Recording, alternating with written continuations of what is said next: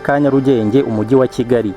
Nyamirambo ni umurenge wamamaye mu mujyi wa Kigali ku buryo abenshi bafata nk'igicumbi cy'abasitari benshi, mayibobo nyinshi n'indaya nyinshi.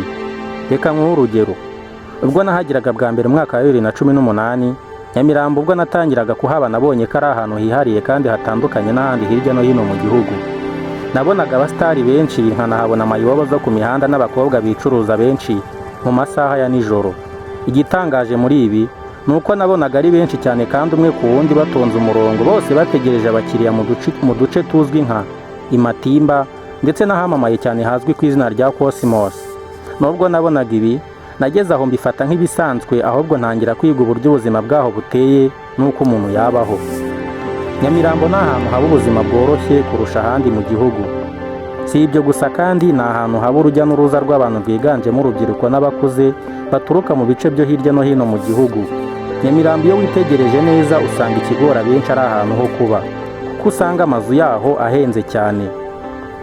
Konsomasiyo cyangwa ibyo kurya ntibigoye rwose, kuko amafaranga yose waba ufite ubona icyo kurya, ubuzima bugakomeza. Iyo wabonye aho kuba biba byakemutse.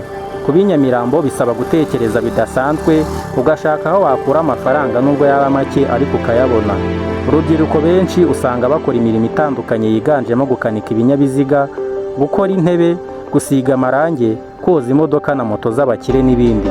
Ntiwaba i Nyamirambo uri umunenganenzi cyangwa se usuzugura akazi, ntibishoboka rwose.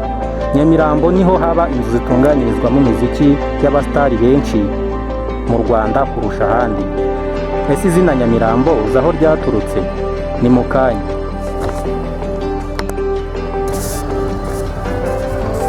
Bamwe mu basaza batuye mu Biryogo bavuga ko bagendeye ku mateka basigiwe na ba sekuru, avuga ko agace kitirirwa Nyamirambo kafashe iryo zina ku ngoma y'umwami Kigeli wa kane Rwabugiri, se wa Yuhi Musinga na Mutara Rutarindwa. Rwabugiri ngo yari mwene Mutara Rwogera, akaba yarayoboye u Rwanda kuva mu mwaka w'1853 kugeza mu mwaka w'1895. Mu mwaka wakurikiyeho 1896 bavuga ko ari wo wabayeho intambara yo ku Rucunshu yibukwa mu mateka y'u Rwanda. Ubusanzwe Nyamirambo twongeyeho mo Kigali hose hahoze hitwa Kigali, akaba ari naho Rwabugiri se wa Musinga yari atuye. Urugo rwe rukaba rwari rukikijwe n'ishyamba ryinshi. Muri iryo shyamba ari naho hajugunywagamo imirambo y'abitabye Imana, akaba ari nayo ntandaro n'inkomoko y'izina Nyamirambo. Inshuro nyinshi iyo Rwabugiri yatemberagwa n'ingabo ze barimo guhiga, yahoraga abona imirambo myinshi, bituma hita Nyamirambo. Rwabugiri amaze gutanga, izina Nyamirambo ryaje gukomera kuko umuhungu we Yuhi Musinga yimye ingoma yakomeje kurishimangira.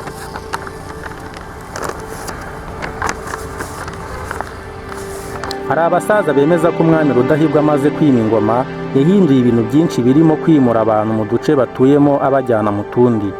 Aha batanga urugero ku biganjemo abayoboke b'idini ya Islam bari batuye ahitwaga ku Mangazini, ariyo karitsiye Matewusi y'ubu, maze akajya kubatuza ahitwaga Majengo. Abandi mu Biryogo naho abagaragazaga ko bishoboye abatuza aho yise ku Ntwari. Muri iki gihe abari batuye muri utu duce umwami Rudahigwa yabimuriye ahandi. Ibi byatumye abayoboke b'idini ya Islam bahabwa ibibanza byegeranye maze baraturana.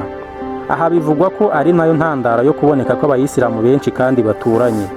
Rudahigwa amaze gutuza abo yimuye bose, ngo yahise yubaka ishuri ribanza mu gace yise ku Ntwari, agamije gushishikariza abana kwiga ngo bazabe intwari, kandi iryo shuri na n'ubu riracyahari.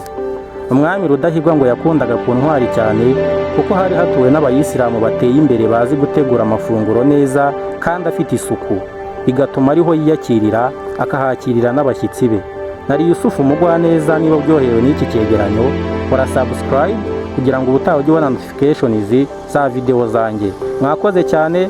God bless you.